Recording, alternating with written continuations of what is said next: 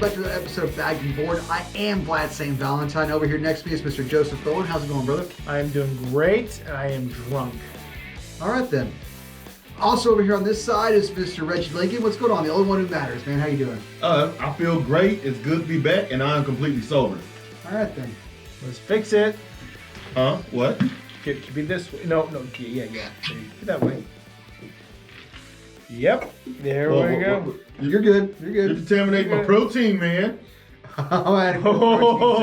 So we're here today, guys, doing Maximum Carnage number 8.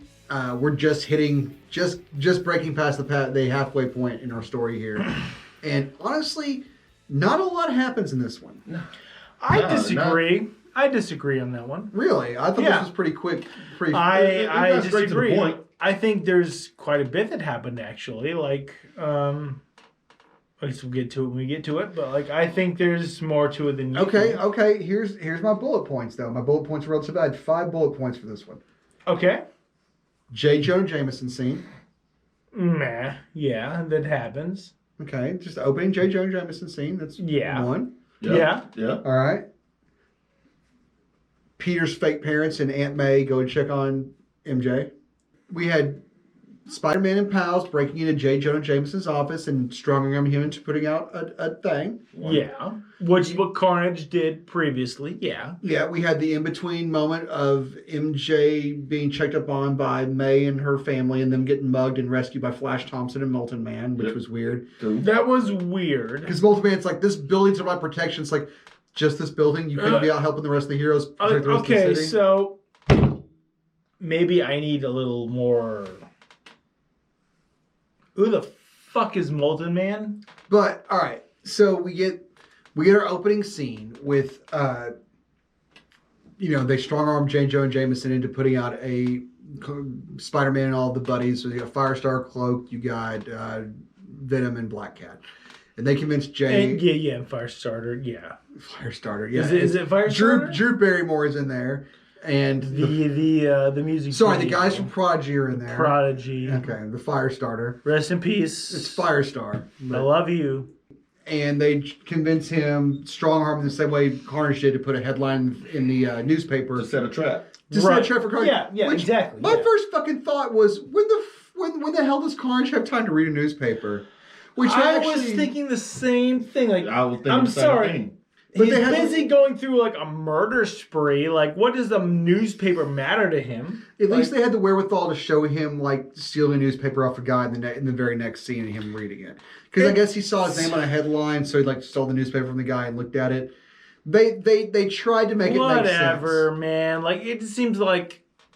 No, it's so hokey, especially when it came out. No. It's just so fucking hokey.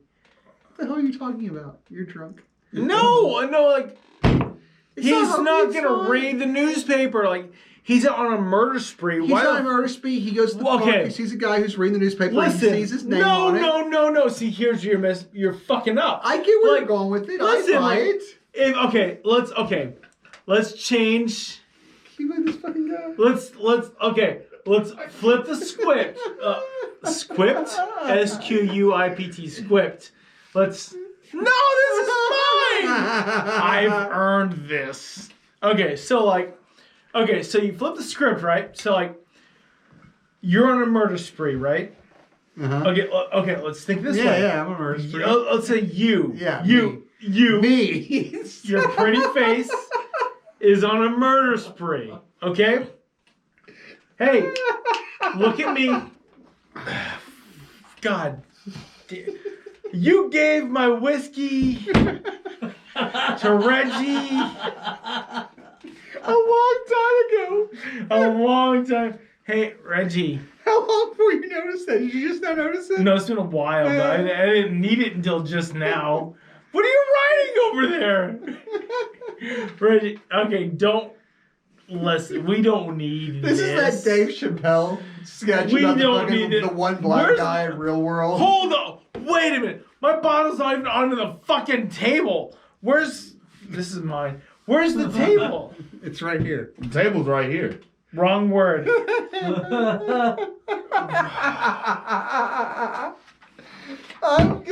We can't get through this. We just can't. Hold on. All right, so where were we at, buddy? I don't know. I don't know. All right. So we talked about. What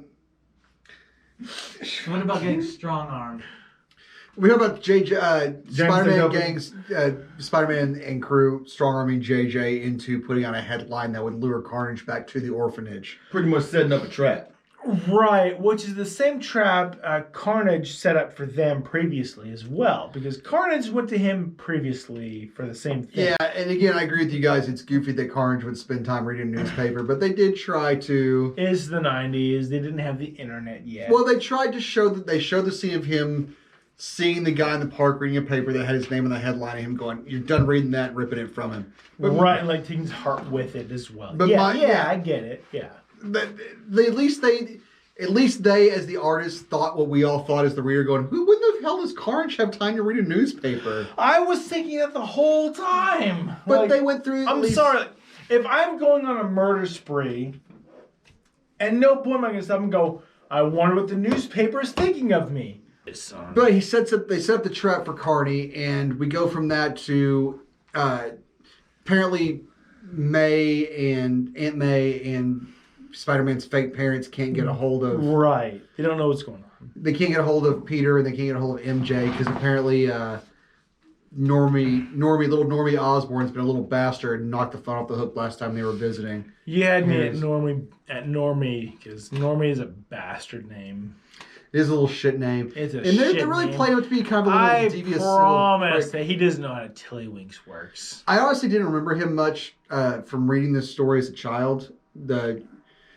Harry Osborn's widow and his little kid, who MJ keeps interacting with or whatever.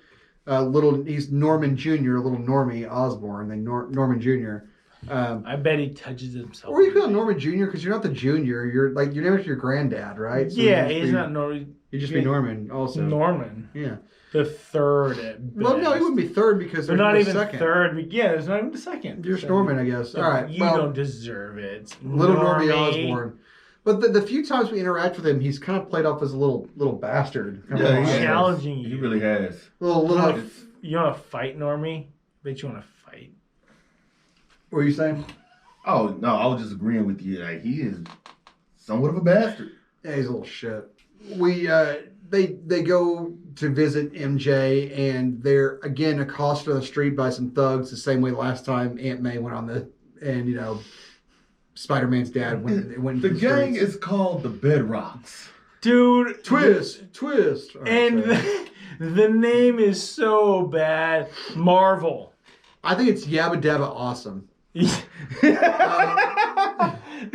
Oh, the Bedrocks is a gang. So Wilman, Yeah, so great. Wilman and the Really? rest of the gang. Yeah, it could have been the Bam Bams. I mean, it could have been worse. Can I have my bottle back? But the Bedrocks attack with their clubs and their cars they have to run by using their feet. Bottle. No, shut up. And they're so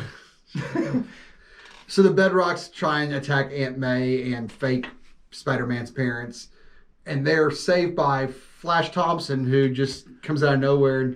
Right, out of nowhere, and He doesn't have any powers, but he starts getting beat down. Then Molten Man. Molten Man. Man. Okay. So this is my thing. Like, maybe I misread it. Like, is he Molten Man or is Molten No, Man it's two different somebody people. else? Because they were talking to each other. They were in. There's two separate entities. Flash Thompson and then Right. Molten Man. Flash Thompson at this point in our history is just a redeemed Whiskey bully. me. No, he's just a redeemed bully. He hasn't gained any powers yet by being, because I think the first time he gets powers is when he becomes Agent Venom, if I'm not mistaken. I don't Which would know. be years and years later. Yeah, definitely years later. Yeah, okay. So Flash is just a guy, and then Molten Man, I think they said something about him being the brother of Harry Osborn's widow. Oh, because when they're because she's freshly widow at this point. Well, so. that's why he's there. Because when they all go Makes upstairs sense, yeah. and MJ's there, Whiskey me. no, they have this little bit of exploratory or whatever the Trying. expositional dialogue where Harry's widow is kind of like, "Oh, good thing my brother was here to stop this before everything got too far." Fix this. So we've been through two places, right? And my whole this they had a lot of scenery, but it moved pretty quickly. Yeah, It did. Yeah, Alright, it did. we It got did. You're through. right. It did. So we had 1, 2, and now we're on to basically our final location. Right, where Carnage found a place he wanted his family to be. He went back to the orphanage, which is where Yes. Brooklyn. The orphanage, yes. which was where Spider-Man and pals opened up the last episode, which like we should come back here for ideas, and they were looking around, I was like, oh, there's nothing here, and then they end up right back there. But I guess it's little, really, too late, Spider-Man. That's what you get for being a punk bitch. well, that's where they tried to. I guess that's where they were springing their trap because they had. I have an Aunt May. I shouldn't go to the orphanage. You're just wasting your whiskey time. God damn. It's So Christmas. they ended back in Happy the birthday, orphanage in Christmas. Brooklyn. And Yeah, and Carnage goes on his little like pity me world tour there for a little while. pretty much, yeah. And like, Gives a little sob story for him. Yeah, he goes through his history, and honestly, It's a good sob story, but not good enough as me wanting my whiskey back. well, one of the things I will say about this episode, though, one of the things I will say about this issue, and actually, this issue is actually kind of special to me. Like I've told Caden a few times, like I only picked up as a child like 3 or 4 of these issues as they came out because we couldn't really afford comics. But this was one of them, and all growing up, as much as I had lost everything else, would you put that down? What is it? What is it? What is it? What It is says it? really. I don't know why. What is it? It says really? really Can on I it. can I borrow it? Yeah. Can I borrow it? Yeah, that's fine. Yes. You want some crayons? Get him some crayons. Let him play. No, I kept this cover though. Like I had lost the comic, it had fallen apart. But like all growing up, when I got even to high school or whatever, I still managed to keep a hold of the cover of this, and I had it up pinned to my wall forever. And so The I still cover's remember. beautiful, actually. So I still remember stuff. This is like one of the few episodes where I'm reading and I'm like, oh, I remember that. Oh, I remember that, which is so few and far between these because I only had like 3 or 4 of them, Yeah. Right.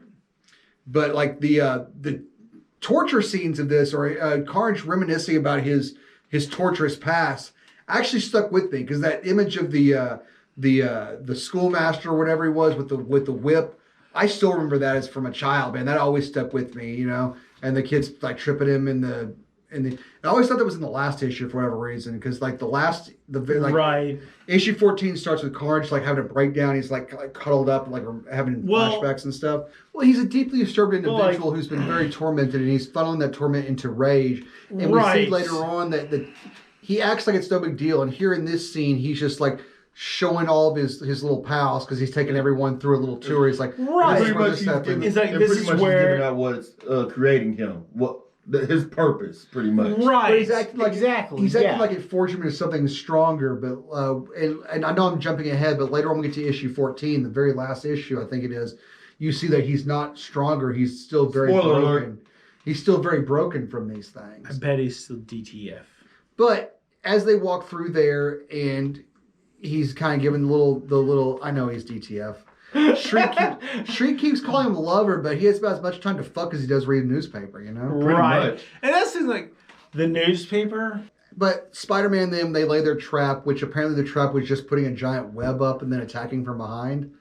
I don't know. It doesn't make sense to me, but like, and also at the same time, like Carnage knew that was the case too, because like He even said something about it. Yeah, he you're even right. he even mentioned like, oh yeah, well, I knew you had a trap for me, but like He still walked into it. I'm here for the fun or the fact that like we're about to fight for this shit. Like, But the bad guy or the good guys brought out the sonic gun and combined that with Firestar's microwave heat beams. And whatever. well, the sonic gun wasn't doing shit, but her heat beams. Listen, I've seen Spider-Man Amazing Friends. But anyway, her heat beams were actually took him out a little bit, and that and the sonic gun combined basically tore the symbiote from Cletus Cassidy and Or at burned least it that's away. what we thought.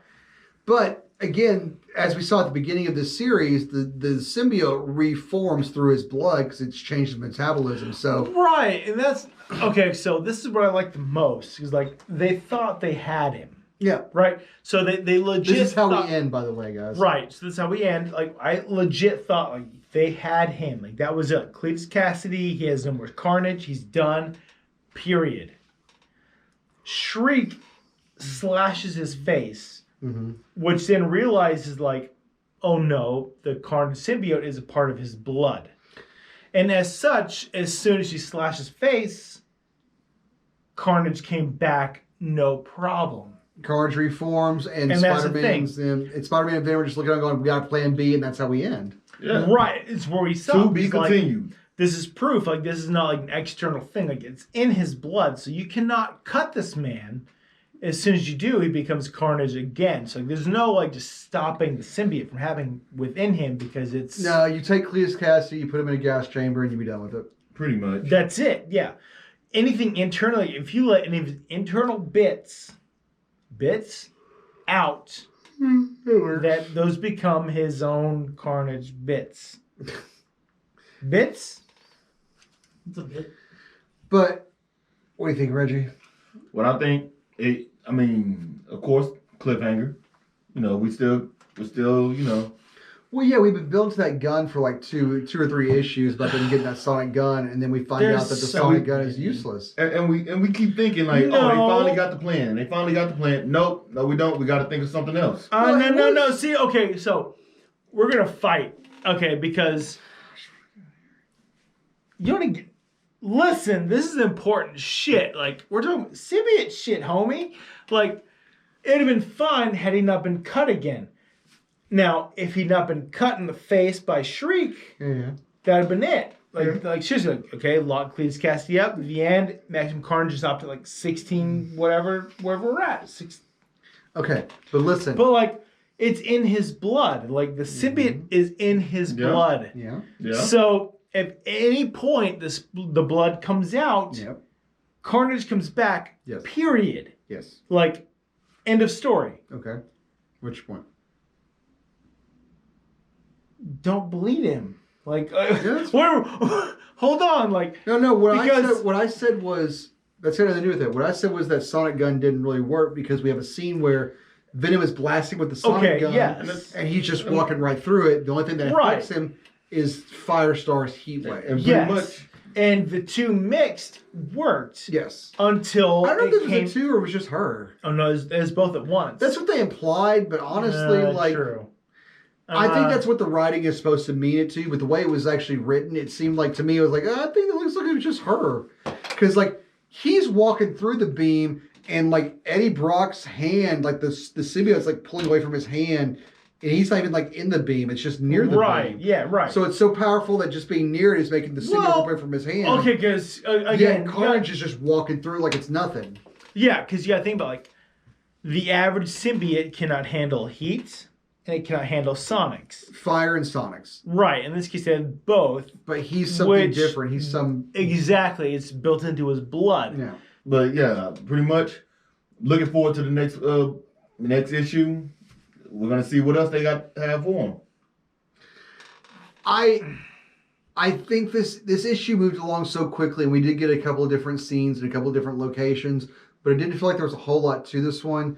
We've been building up to that gun for so long, and the big splash was here at this is that the gun did fuck all. They needed Firestar's help, and even with her help, like you were saying, one slash, and he's back. What are you going to do? No matter how, even if you beat him and take him out and destroy the symbiote, it's one cut, and he's back to it. You're going to have to kill him bloodlessly, and, Spider-Man is not down for killing people because he tried to stop. There was a point in this where Venom, he was about to like bite fucking Carnage's face off because I don't care how much you can try and reform to that, you get a face bitten off, you're kind of fucked. He even started off as saying Carnage brains. I mean, come on, man. It's like your head meat or your face meat or something like that.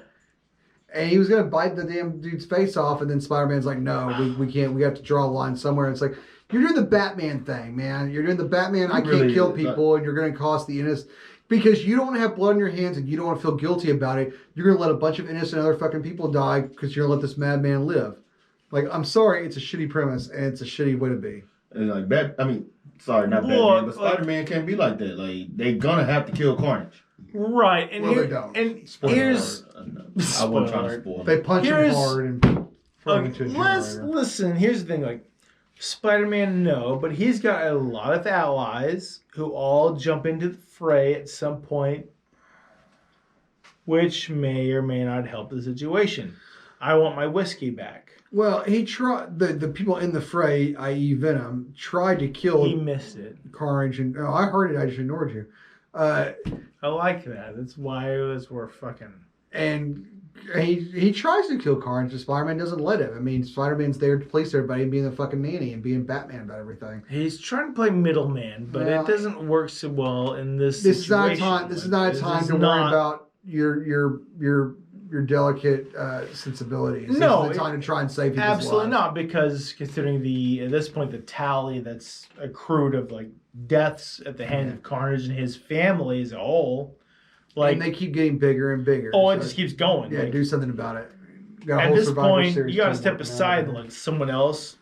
If Spider-Man can handle the situation, let someone else do it. All right, this is madness and all of its gibberish. So, you got anything else to say about this episode? I said what I needed to say, buddy. Cool. You got anything else?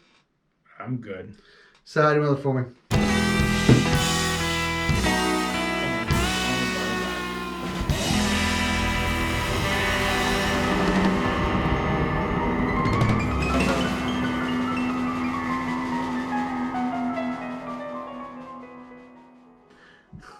Congratulations, you're my special butt time. Just you. Specifically you.